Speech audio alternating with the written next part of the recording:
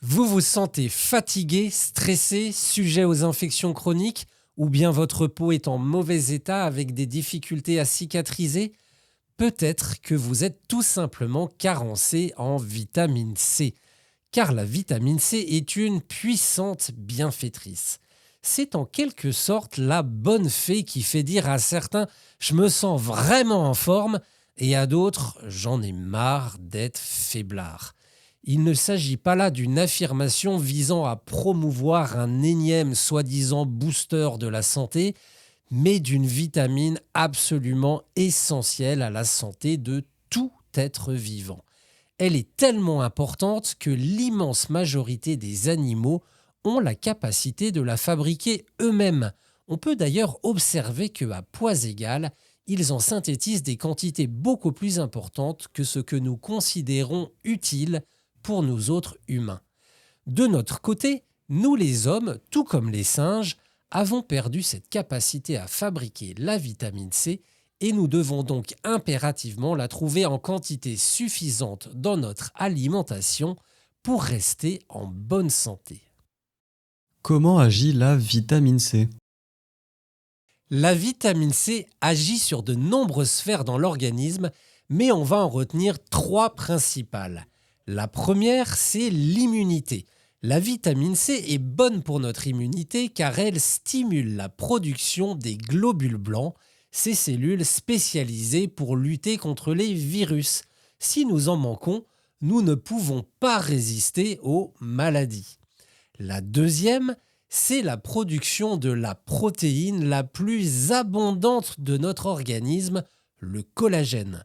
Sans vitamine C, l'organisme est incapable de transformer les acides aminés proline, lysine et glycine en collagène. C'est pour cela qu'en cas de carence en vitamine C, nous n'arrivons pas à cicatriser. La troisième, c'est la capacité de la vitamine C à nous débarrasser des déchets issus de notre respiration. Aussi impressionnant que cela puisse paraître, dites-vous bien que la vitamine C nous aide à respirer. Et oui, quand nous respirons, nous produisons de l'énergie, l'ATP, à partir de l'oxygène et de notre alimentation. Mais évidemment, cela produit des déchets, les radicaux libres. C'est ce qu'on appelle le stress oxydatif, dont le premier symptôme est la fatigue. Mais revenons aux radicaux libres. De quoi s'agit-il? Il s'agit de molécules profondément instables car elles ont perdu un électron et c'est ça qui les rend toxiques. Elles sont même en quelque sorte prêtes à tout pour regagner cet électron, quitte à déséquilibrer ou détruire des molécules utiles autour d'elles. La bonne nouvelle, c'est qu'il suffit de leur rendre un électron pour les neutraliser.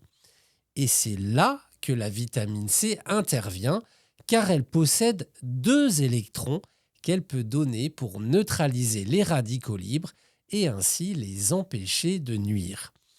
Et là où ça devient génial, c'est qu'une fois que la vitamine C a donné ces deux électrons, elle ne devient pas toxique pour autant et va simplement se faire naturellement éliminer par les reins.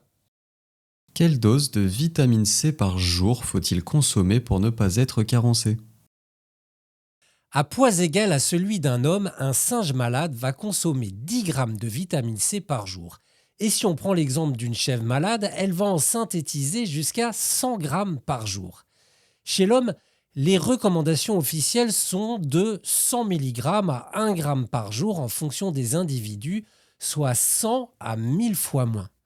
Cette différence majeure fait d'ailleurs dire à certains chercheurs qu'il serait utile de questionner ces dosages, notamment en cas de maladie grave. Si l'on veut viser un apport raisonnable de 1 gramme par jour réellement assimilé avec l'alimentation, on peut se tourner vers les fruits riches en vitamine C tels que la goyave, le kiwi, les oranges.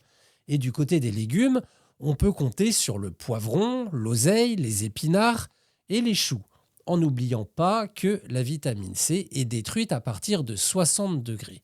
Mais 5 fruits et légumes riches en vitamine C n'équivalent qu'à 300 mg de vitamine C par jour. Et donc pour arriver à 1 gramme par jour en comptant par exemple sur les oranges, il faudrait en manger 14 par jour. Restent donc les compléments alimentaires. Mais alors, comment choisir sa vitamine C ? En premier, on doit parler de la poudre d'acide ascorbique, celle que vous trouverez le plus souvent. Cette forme naturelle ou chimique est hydrosoluble et donc très mal assimilée. Seulement 10 à 20% de cette vitamine C rentrera dans vos cellules. Pour vous donner une idée, il faudrait en prendre 10 à 20 grammes par jour pour arriver à 1 gramme par jour réellement assimilé. De plus, étant acide comme son nom l'indique, elle présente un risque de désordre au niveau de l'estomac. Ensuite, une deuxième forme que l'on voit parfois, c'est l'ascorbate de calcium ou bien ester C. Elle est vantée pour son pH neutre qui ne fait pas mal à l'estomac. Mais ce qu'on oublie de vous dire est que cette forme de vitamine C obtenue par synthèse chimique a déjà perdu un électron. Résultat, son action antioxydante et donc de nettoyage des radicaux libres est divisée par 2. Il faut donc également l'éviter. Enfin, il y a la vitamine C liposomale. Il s'agit d'acide ascorbique, mais cette fois-ci encapsulé dans de petites sphères de phospholipides qui vont permettre un parfait passage de la barrière intestinale. Cela permet une assimilation quasi parfaite sans risque de créer de douleur à l'estomac. C'est à ce jour et de loin la meilleure forme disponible. Pourquoi Solage propose la meilleure solution pour faire remonter son taux de vitamine C ? Chez Solage, on vous propose une vraie vitamine C liposomale. Cela veut dire qu'elle est liquide, car pour garder des liposomes intègres, ils doivent être en suspension dans de l'eau. Les liposomes en capsule, ça ne marche pas. Pour preuve, nous avons comparé l'assimilation de notre vitamine C liposomale liquide avec de la vitamine C liposomale en capsule. Et le résultat est sans appel. La vitamine C liposomale Solage permet d'obtenir de très hauts niveaux de vitamine C dans le sang sur 24 heures, là où la vitamine C liposomale en capsule n'est pas plus efficace que de la simple poudre de vitamine C. Notre vitamine C liposomale est sans excipient, sans conservateur, sans sucre et sans soja. Elle peut donc être consommée par tous sans risque. Enfin, une dose de 10 ml correspond à 1 g de vitamine C qui sera réellement assimilée par l'organisme. Alors si vous voulez augmenter votre taux de vitamine C rapidement et de façon sûre, c'est facile. 10 ml par jour de vitamine C liposomale Solage avec un peu d'eau et le tour est joué.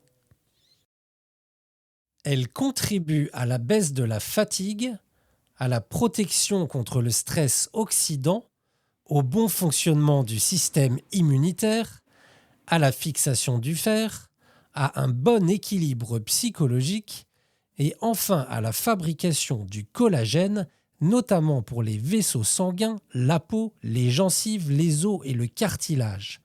En supplément, la vitamine C liposomale n'est efficace que sous forme liquide. La vitamine C liposomale liquide Solage possède une capacité d'assimilation exceptionnelle dans l'organisme prouvée lors d'une étude scientifique.